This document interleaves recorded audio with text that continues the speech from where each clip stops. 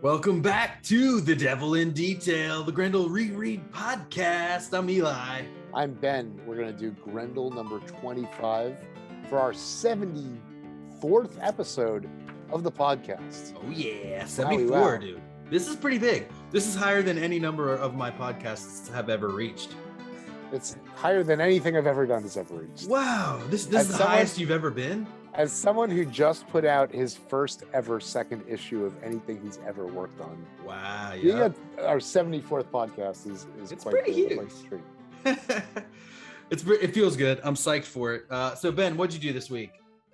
Did a lot of storyboarding. The thing with storyboarding is that first you build this large deck of images and then you format it and get it all in order and keep doing that. So more than half the work at this point is formatting it and screen capping the screenplay and chopping up the screenplay so that it more or less matches up. Oh yeah. I've done a lot of that, done a lot of thinking about storyboarding and comics, and in comics the difference is that the juxtapositions are really direct, and that's part of you're editing it, essentially.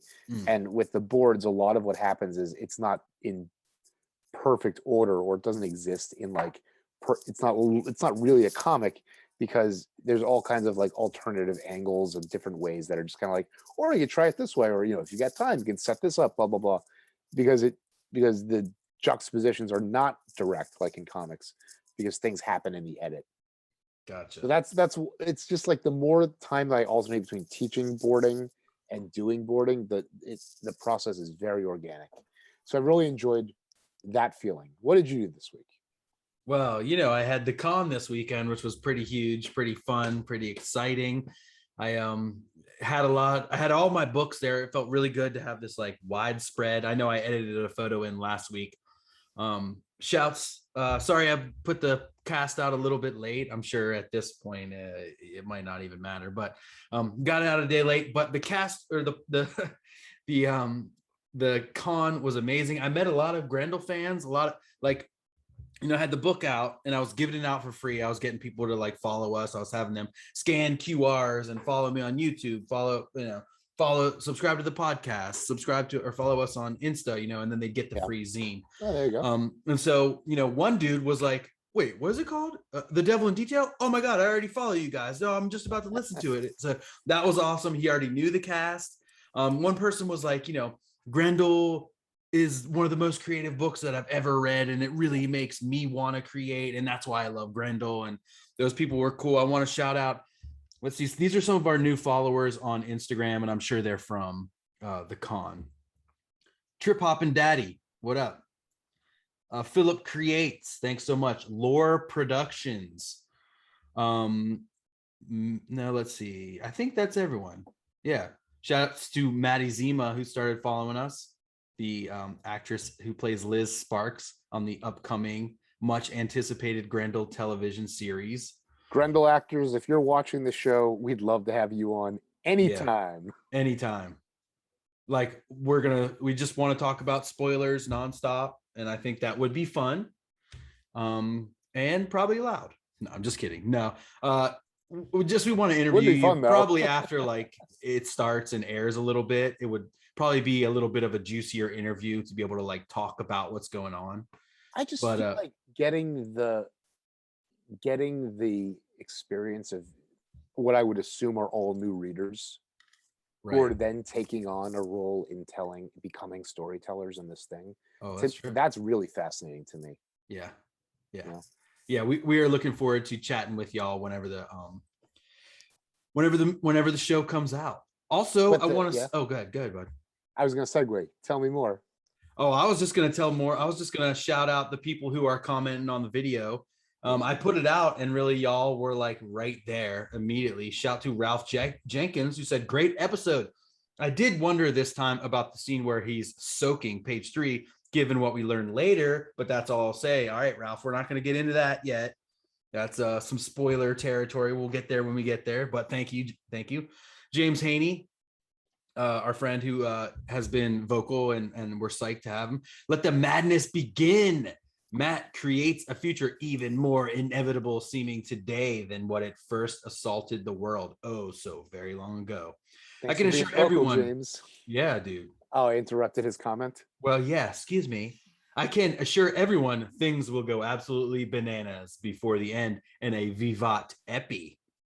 And shouts James Bravo. Can we all agree that Epi had one of the best introductions ever?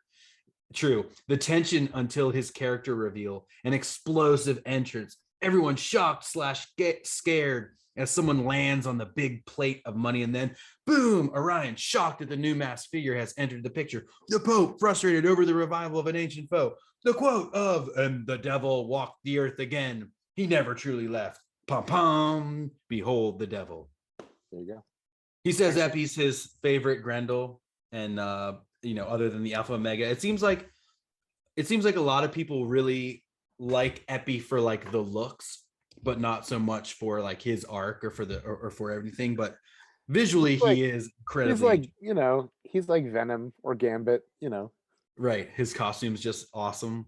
Yeah, we have a lot to say about his role in this story, and he's a cool looking character, but we're 2 issues in, and it's obviously about We're only getting pieces, yeah. And Pope Innocent at this point. Yeah, man.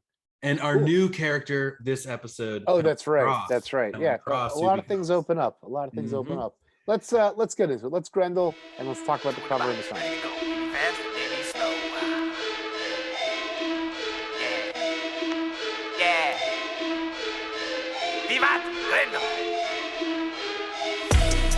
It's like the devil is my best friend.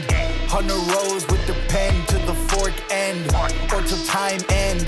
Like Orion, Jupiter my kin, bloodline private. We control the whole shit. The wolf won't beef, then we feast off the rip. Behold the devil in detail. Behold the devil in detail. All right, welcome back. Thanks again to Manus and Laserdisc. Did you make a new song? You didn't. We can finally put Orion right in the theme song. Thanks, theme guys. Song, FT Orion. FT Orion.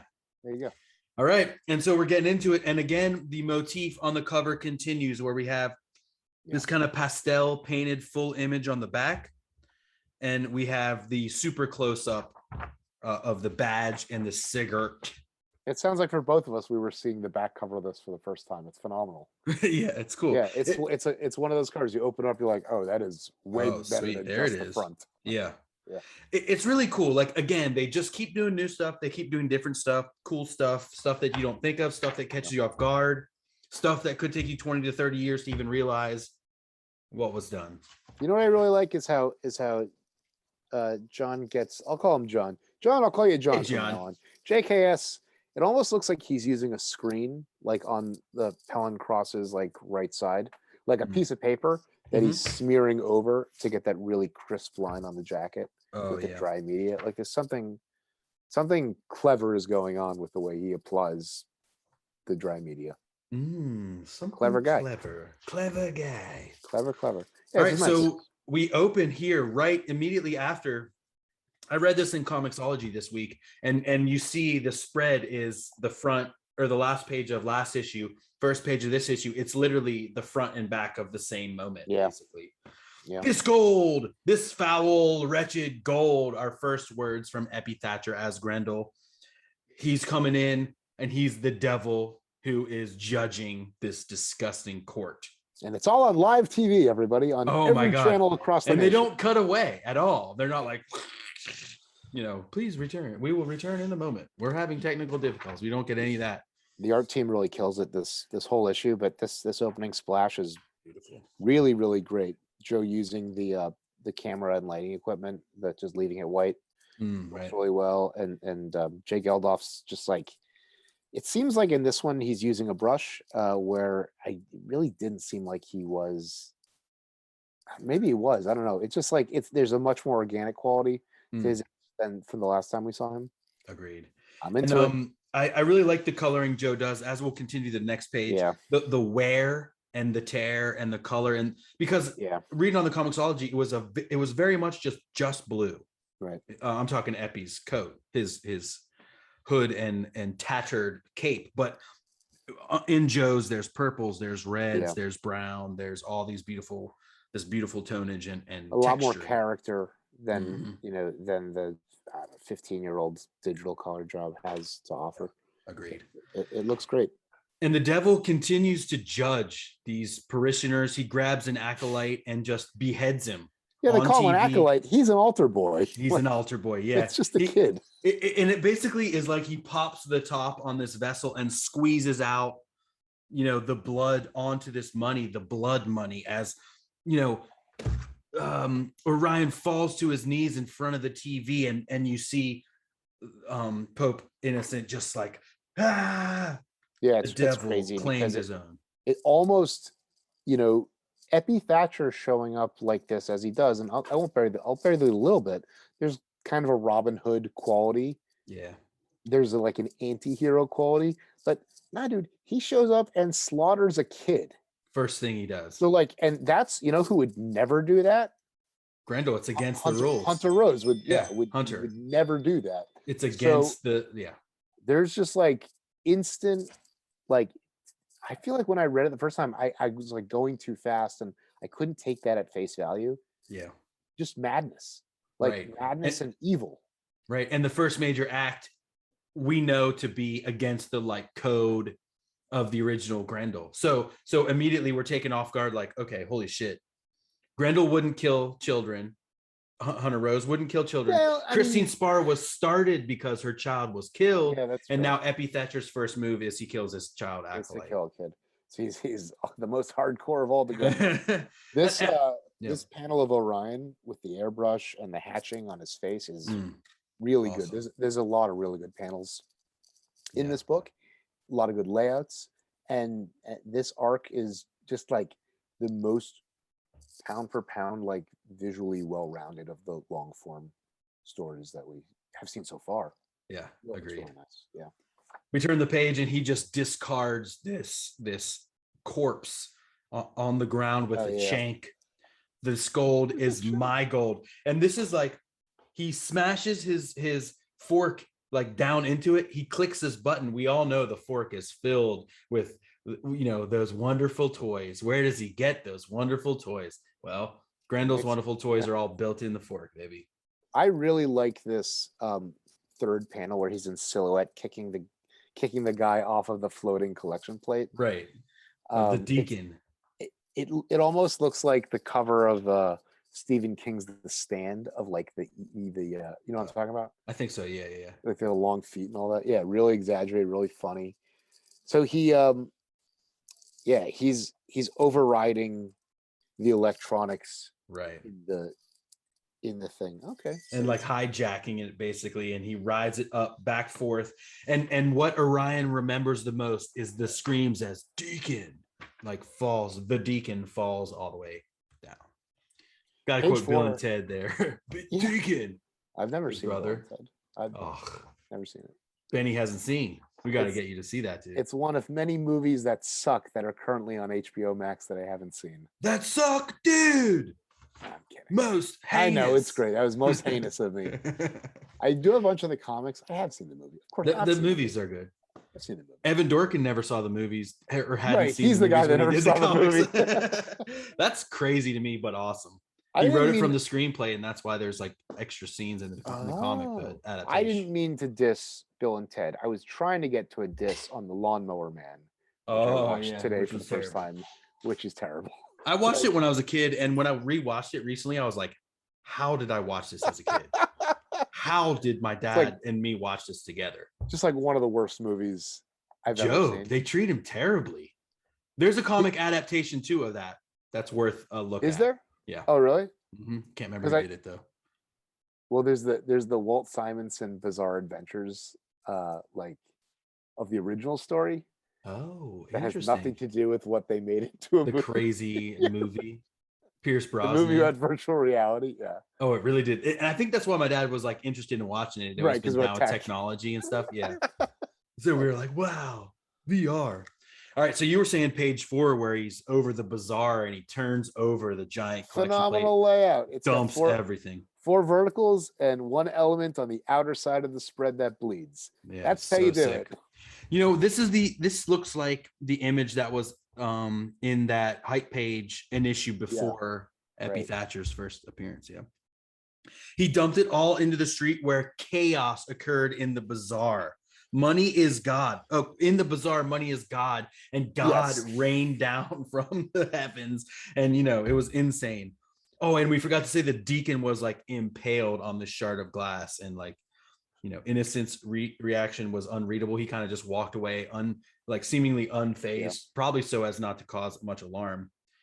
And this then this panel of the Funky Town people, like there's like this zombie hand in the foreground, right, reaching for the money. It's really like, remember we were in the McDonald's, the Panda Brothers take us to McDonald's. It's just like horrible, like freak people. There's a few more panels of like when we get later to that the what's it called, the protest. There's definitely some Funky Town, but we'll get there when we talk to it.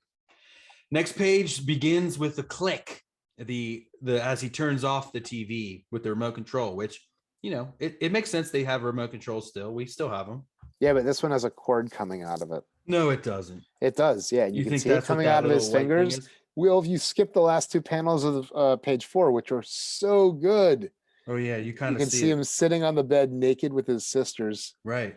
And the cord is and he has bunny ears that have like the coax with the screw coming out. Yeah. I want to talk about panel 3 on this one, where the back deacon on 4 is impaled. or on 5. Yeah, okay. Okay. We haven't. The deacon's impaled. Really great perspective, because you're at about like 2 feet off the ground. Right. And your head tilts all the way up through that hole in the ceiling to see Epi take off. So much like really field good kind of. Yeah, this is a really good panel. Mm-hmm. And so is and Joe really kills it on this page, but purple on this naked TV room. Mm-hmm. And where the light is coming, like how the airbrush goes from white to green. Yeah, man. There's a lot of times where Orion is sitting in front of one of these green screens in this issue, but he's he's rarely airbrushed like as evenly as he is here. It doesn't glow that much. I did want to talk about the click a little bit, because the grading that Joe does, like on his forearm, you can really see it go from the hatching helps, but from dark to light. It's about as smooth as you can get a purpley, right? Yeah. But then so there's that kind of shadow, the fade, and then the remote is casting a shadow on 2 of his fingers.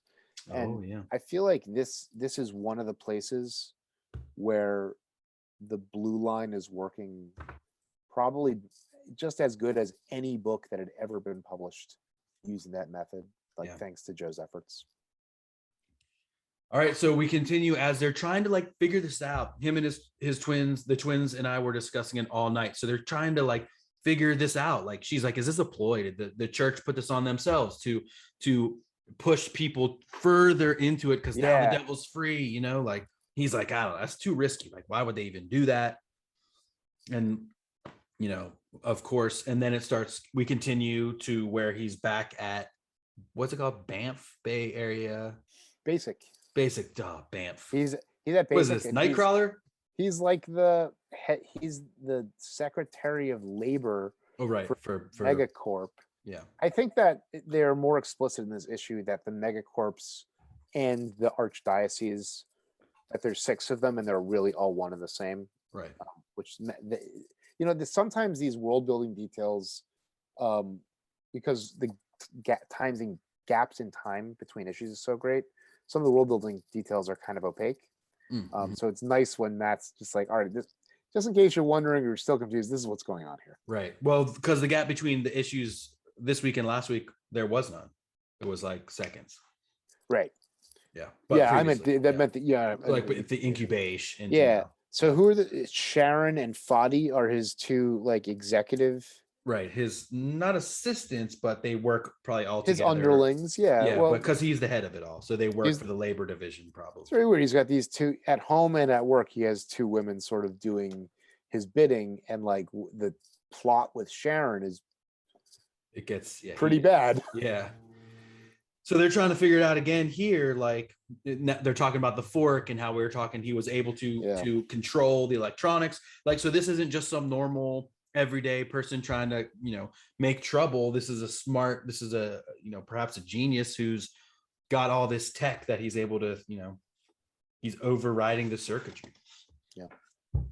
All right, next page. Turn the page for a oof. scene change. Pope Innocent is yelling for his Lord. Wow. Yeah. Bloody heaven and Christ.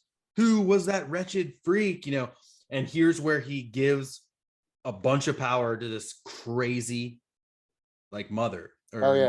Sister Amy. Yeah, Sister Amy. Well, yeah, she has a great arc in this issue. She definitely takes on more power as they escalate the lunacy. Right. One thing I noticed in this panel, I think this is the only place she looks like Etrigan the demon. Oh, a little bit. Look at her fingernails and her eyes and all that. Oh yeah. Okay, so now he's just like, he's getting super pissed now. He's like, call everyone to a meeting. We're about to meeting, getting my investments. And they called this guy Lucas, but I thought his name was Ludrico. Oh, that was a different guy. That was the guy he met in the red room. And then Lucas was the guy that is like kind of his number two. And he's like, how about I get you a nice boy? Yeah, the people are screaming for Innocent's reassurance. Mm-hmm. And so he abuses everyone to make that public showing happen. It reminds me of someone. I can't quite think of who this reminds me of.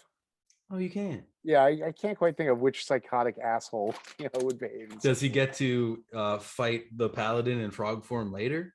I mean, this one where he's addressing the crowd, it's exactly like when Trump took off the COVID mask and stood there like his ribs were broken. Oh my God. When they said don't stare up at the sun because it's the thing. And it's exactly, well, that's also perfect for the story as well. I love this panel of the crowd. Again, you're eye level the crowd and you tilt up. That's right, to see the right, thing. because everything's flat, but then the window of the church has this beautiful vanishing point on it. Really nice. And another nice fade by Joe from green to orange to brown, and then this is the sort of gray like figures. Some of them there's a bunch of planes of them. This is really great contrast. There's one place here where Epi's doing the laser balls, where later on it really flattens out. It's like the one place where Joe doesn't bring it. Ooh. Shame, Joe. All right, so on the next page, he called this meeting. The very next day, we received reports that Innocent had called for a Congress of the cardinals and archbishops of the 6 archdioceses. Okay, so then he got all he got all the teams together, the 5 families or whatever, like Dunder Mifflin style. And he says to them, it seems like, we've got a problem. I'm thinking Inquisition. What do you guys think? Yeah, that's actually a really great idea. Great. Let's do it. Let's do it. The Inquisition. Let's begin the Inquisition. I bet you're wishing it's we institute it again. I really like how Joe again puts all that yellow and orange. Yeah, I know. He does it here previously on page 6. Well, yeah. Yeah. All right. Did Innocent get a new glove? Because he's got the metal one with the weird spikes on the knuckles that he has people kissing. But in this issue, he's got this other like Michael Jackson glove. Ooh, I don't know. Every finger has. That's I see. Yeah, on the next page, as we turn to 8, we see his new. Maybe that's for his glove. Maybe that's his "I'm pissed" glove. Yeah. So here's where we start. He institutes this new Inquisition, right? And he gives her as her new mother. Amy is now installed as the Grand Inquisitrix of the American Catholic Church. The question of God himself. The turn of a page. Wow. Suffer not a witch to live. Give the devil his due. Damn, dude. And now I really like how the repent is on both sides. Oh, that's what it is. I see. Repent, okay, I was like, what does that mean? Right? Repent. And then creative storytelling. Yeah, this last one where Joe's using maybe let's call it markers and airbrush, or watercolor and airbrush. Love it. The way her glasses, the contrast in that, the flavor of the reflective glasses versus the flesh is like that's what the blue line is for. And this is those cardinals seem scared of her. Yeah. All right, so on the next page, we're back with Orion as he begins to make these plans and to make this thing. And we're turned and we're starting this second storyline again. This like C plot. Yeah. That's an animal kind of doing its thing. C and D plots. Yes. So we had the bird last time, which kind of interacted with Epi at the beginning, and then this one kind of doesn't. It kind of is a parable, or is like kind of shows you a little bit, Well, we'll get into it as we'll as it develops. Orion, Fadi, and Sharon are on the phone with Sherry Kniff.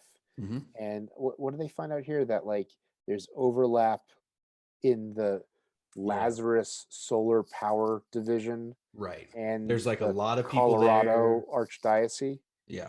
I think it's that a lot of people transferred from the Vatican to go work in this one division. Right. Like they only hire Christians, and they only hire people with like 20 years of like experience, 10 to 20 years of experience in super and around people. Yeah, being turned into. So that's the thread that they pull, that they're trying to pull on to get some more info. And he sends Sharon to LA to investigate Lazarus. She's down to figure it out. So the plot is that it's the alligator thing. It's almost like what's it called? The Black Freighter voyage. Oh yeah. Which is from Watchmen? Yeah. Because it's on the water and it's gross and it's all bathed in blood.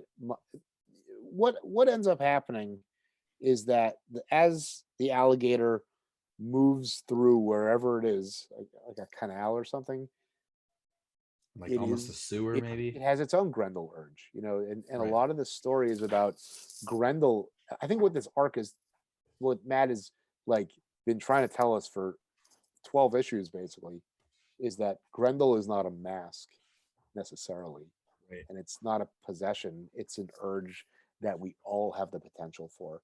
And so obviously Innocent the 42nd and Orion and Epi and this alligator and Mother Amy are all acting out on the violence and hatred, aggression, and there's very little compassion and love, and the compassion and love that does exist in the story, which we're crossing, is totally fucking warped from our modern standards. Exactly. But it's real, but it is real love. I mean, yeah, and because we don't even know it was sisters, has that descriptor changed? Well, look at this. Remember I was saying that with Sharon and Fadi, that like it's almost like his work wifeys. Right. The layout of this alligator thing, it's the same exact layout. There's 3 thick horizontals for Orion doing whatever he's doing, and then 3 thin horizontals for the alligator just like barreling through life. True. Okay. And maybe he calls them the sisters. Does he say my sisters, or does he just call them the sisters? Because them two are sisters. My beautiful sisters. They are sisters. Okay. That's what this story's about, Eli. All right, and they're chilling out. They're drinking wine. He really loves them. They give him everything. Yeah, an ear, a heart, fuel for my soul. Mm-hmm. This wine makes her head swim, as well as Orion, but the other one, it gives her the farts. Yeah, I feel that. That's so weird. All right, in the end, we're all victims of life. The alligator tells us. And as the things happen further, they begin their love making. And then after the next page, we're back on 12 to Pope Innocent, who is again speaking with Lucas. How are your nights of late? Like, because he wasn't sleeping, he gave him a new boy, and I guess he's sleeping better now. Yeah, I feel like this guy, Lucas, he seems a little nervous to be like summoned, but he's the guy that Helen is going to tell him what we're doing. And what we're doing is we're hiring the mercenary COP force to use their resources to figure out who this degenerate is. Led by the mysterious and demonic Pellin Cross. Yeah, he's introduced kind of oddly, kind of like Buckaroo Banzai, like we're supposed to know who this character is already. And there's a few elements of this and other Grendel stories that kind of have that quality. And I think it's like on a literary level, it's sort of like how Devil by the Deed is a true crime story.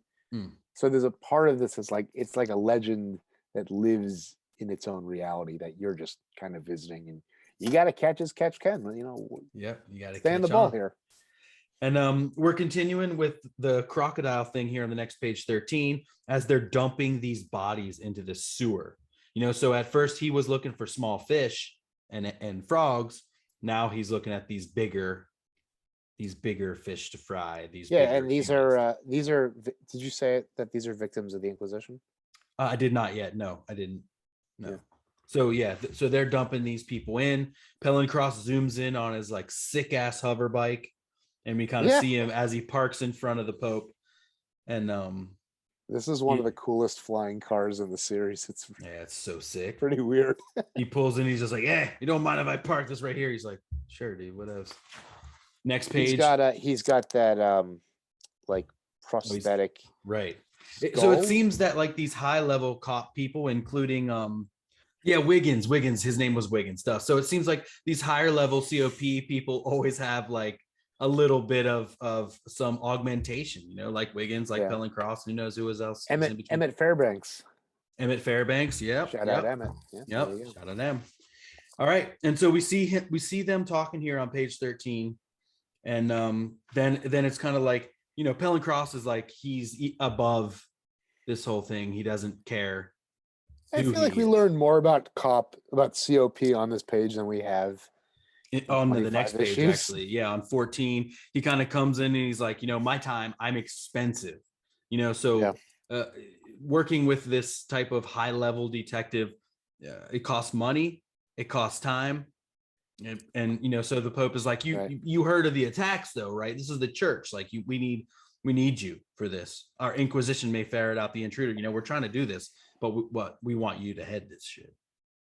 When these bodies are getting dumped out, it's literally Red Room. Yeah, but it's like the Alfred Hitchcock version of Red Room, where you don't show the horrible torture, you just show. But you see these dudes with like these weird masks, like we were talking about last week, and they're just dumping these bodies from like the acid they were probably decomposing in or whatever right into this Gator's maw. And you see crosses and ropes and and here you have Innocent just laying it all out. You know, if you do this for me, I'll give you 5% of the Easter offerings, and COP will have an exclusive contract for Vatican security. Yeah, and you know, we're tax exempt. Exactly, right. Which is like, that's the whole thing. Like, that's the entire. Yeah, there's no taxes, so neither will your pay. Yeah, so great. This is great too at the end. Splendid. We're so glad this worked out so well. You are dismissed. He gives him his steely hand to kiss.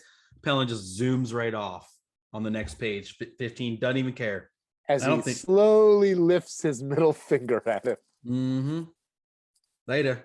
That's funny. Leave word with our LA Bureau if there's any problems. I'll be in touch. He zooms the fuck off. Oh, the alligator. The alligator is eating all of these tortured bodies and shit out the bones. Yes, that's what I was gonna say too. He's gone. And on the next page, on the next panel, Orion's already on his way out. He's already in Colorado. He's ready back in the tower. Right. He's in the tower and he's ready to like get the info he so seeks. So he goes in and he meets this.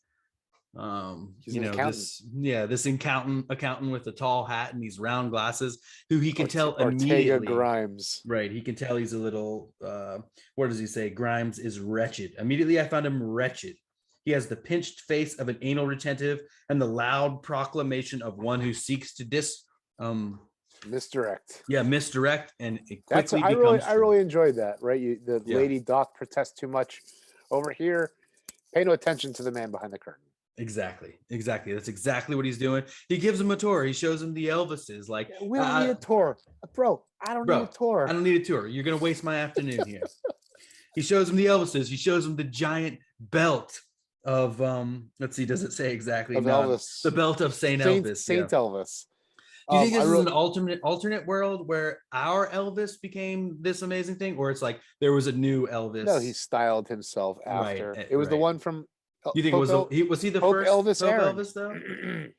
I think it was Pope Elvis Aaron the Fourth. I don't know. Oh, and you can see Epi's right there. He's like looking over the belt. Oh, I hadn't even seen that. I didn't either with these crazy town peeps. In the first Funky panel, town. they're in the room that they need to go to first, Right. the exactly. records room. Right. We'll take you here after the tour. So it'll show. Yeah. No need to dawdle. It's Let's like go. just tantalizing me with what I want. Yeah. On the next page, he's like, and after his load had been shot, I pounced. And he's just like, okay, Grimes, great, grimy. Now, what I really need is, let's start with personnel records, and then I'll have the service contracting and the supplies, and that should last me a few days. Then I'll come back for the income vouchers and payroll. Am I clear? And he's like, whatever. Yes. Yeah, because I guess that if he has to do it, then, obviously the church is taking advantage of a loophole to match their donations. Right. But exactly. there is no loophole that says you're completely outside of the purview of whatever government structure exists among, like, the megacorps. There's still a little bit of separation and power, even though Innocent has gone wild. Right. Do churches, and also, like, there's a government thing where churches have to register as religious things so that they can be tax exempt. But is it like to this point where they're beyond that because they're just like, this is the big church, we are the government, we have our own thing in place?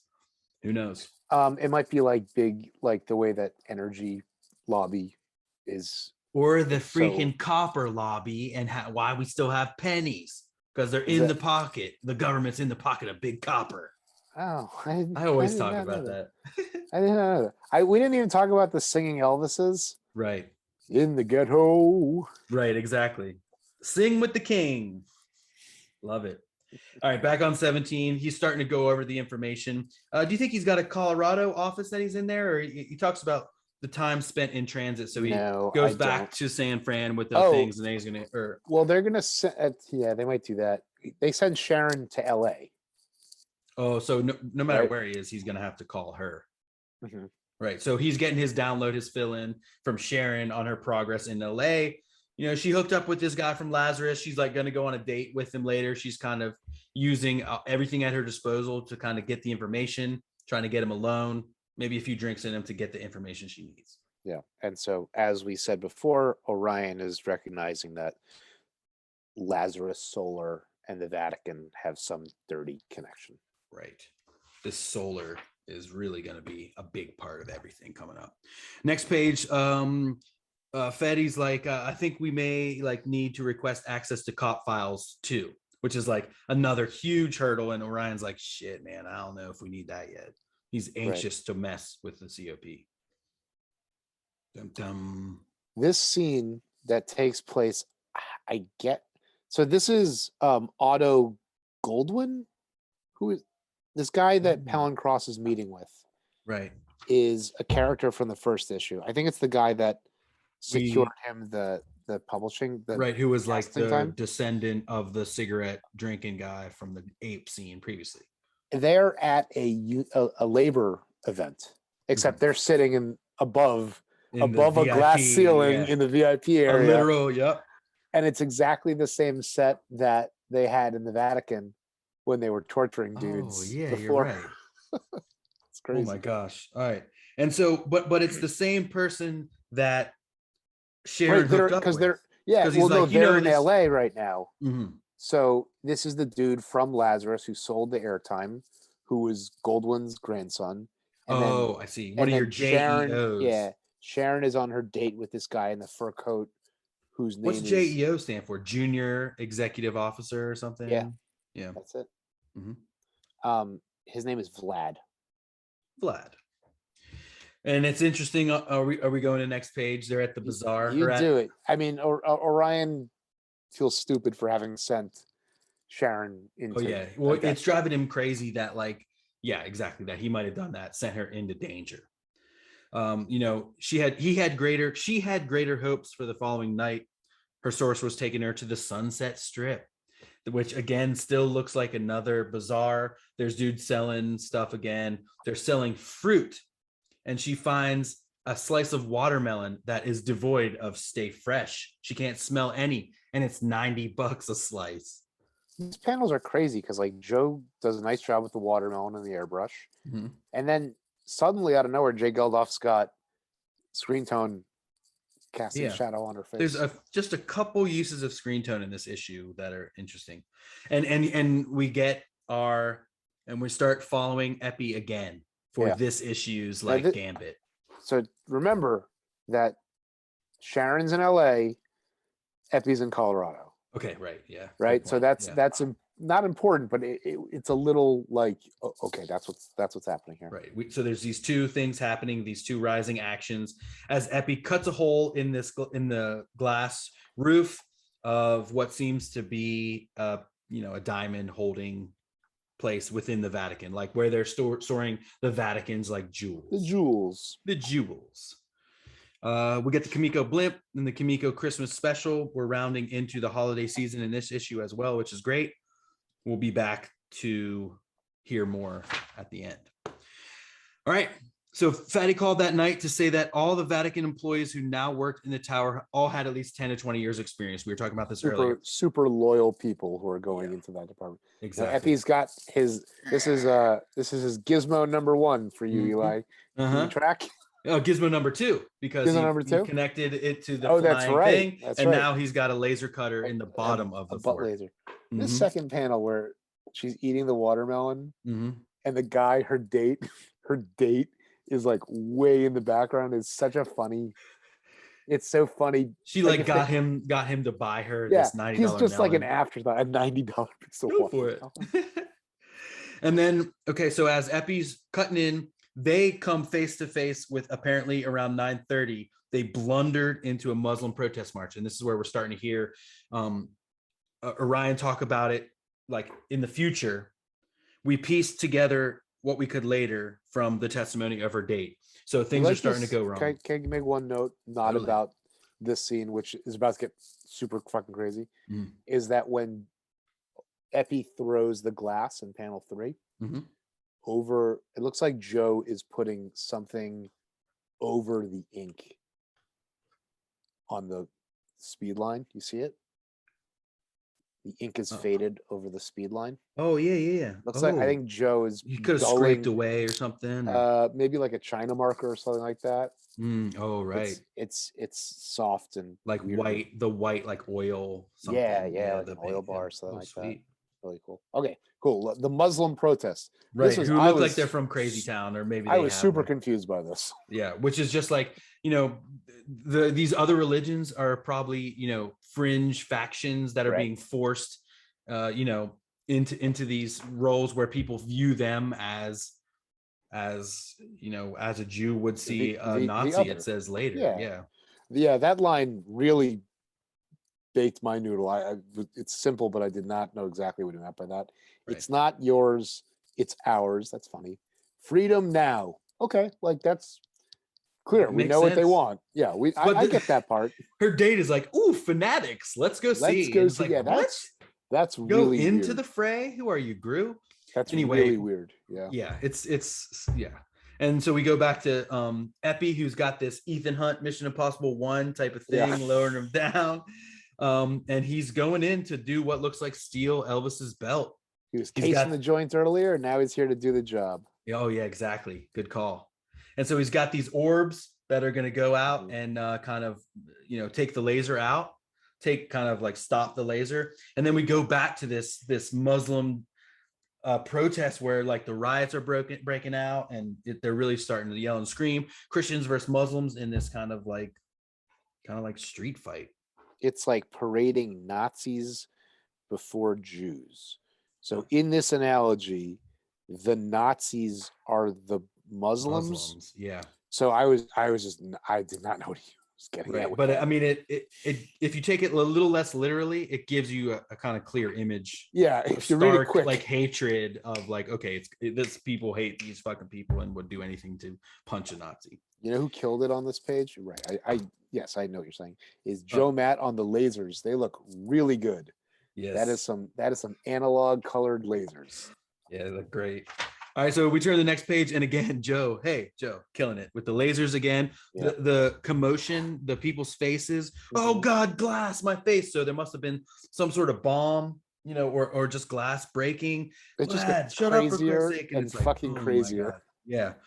as Epi puts these balls in between the lasers, and they kind of like move them out of the way, as if it was string that he just is pushing out of the way. Right. And while this is happening, Orion is talking about how, like you said, rising action aggression, and he's using there's like match cut between the image and the text where he says, "Let's get the ball rolling," and he uses the word ball twice. Yes, because the balls are happening. Because he's doing the balls. Yeah. Oh, right. He says that her date, Vlad, was strutting big balls, and that's where he presents the balls. Mm-hmm. So, okay. and then she's like, "Vlad, help!" And then in this last panel, there's blood flying, there's debris falling, there's amongst this like green sky. Turn the page, we hear a shink as a knife blade is taken out. I think by that's one the of the knife protesters. of someone. Yeah, that's the that hand is the guy on the previous page who's grabbing Sharon.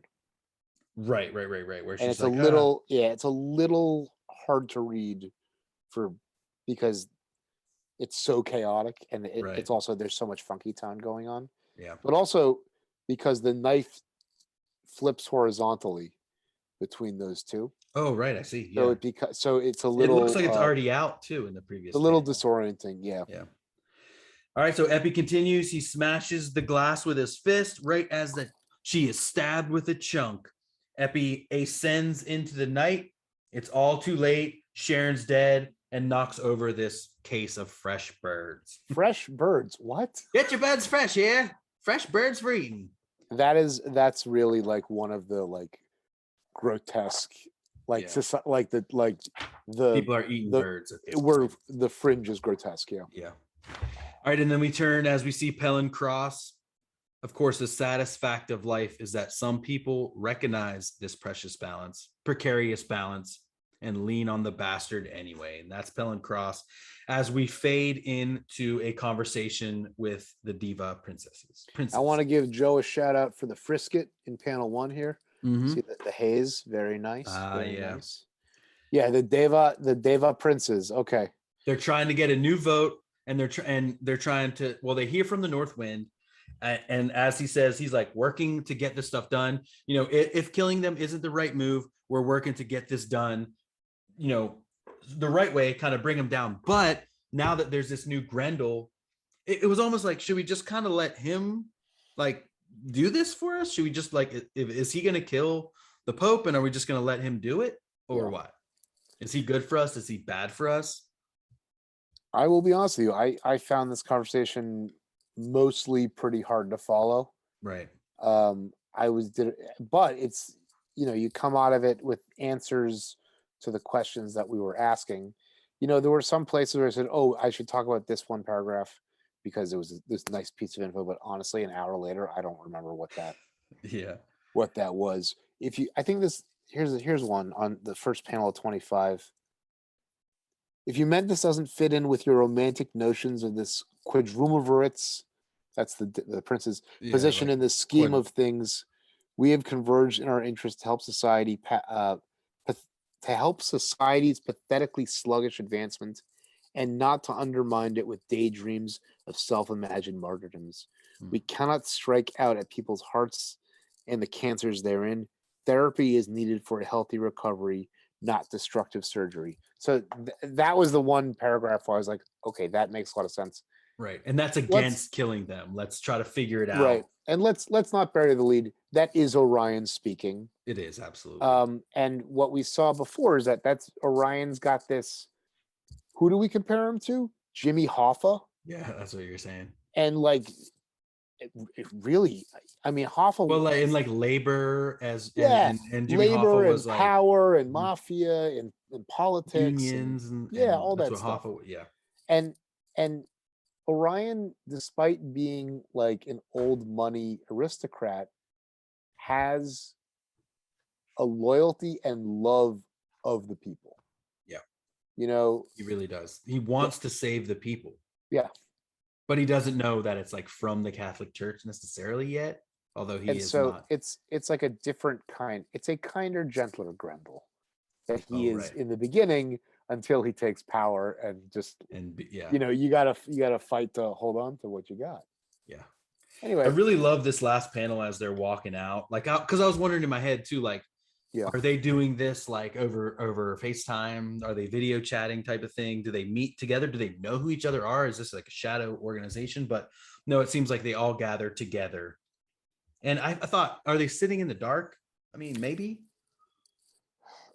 It's you know, I bet that this panel looks a lot better under Jeremy Cox because it's all, the magenta plate is all overprinted, so you can't, you don't really get the intended effect. You know what I mean?